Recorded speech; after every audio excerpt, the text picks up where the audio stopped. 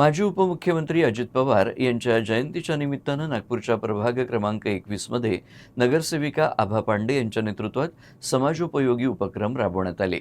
या अंतर्गत 100 आशा सेविकांना रेनकोटचं वितरण, विद्यार्थ्यांना बॅग्स आणि पाठ्यपुस्तकं तसंच अमरनाथ यात्रेकरूंच्या महाप्रसादासाठी 11,000 रुपयांचं अनुदान देण्यात आलं। ज्या आशा वर्कर्स आहेत त्यांना घरोघरी जावं लागते सर्वे करता आणि त्यांच्या पावसाळ्याचे दिवस आहेत त्यांना पावसामध्ये भिजून सगळा सर्वे करावा लागतो, म्हणून त्यांची दखल घेऊन आम्ही त्या सगळ्यांना चांगल्या कंपनीचा रेनकोट दिलेला आहे।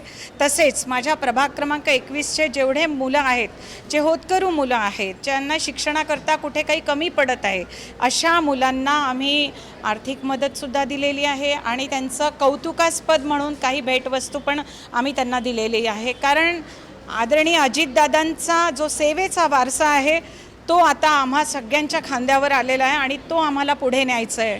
म्हणूनच दादांना अभिवादन करून आज या कार्यक्रमाची सुरुवात झाली आणि दादांना नतमस्तक करून या समारोहाची शेवटचं होत आहे।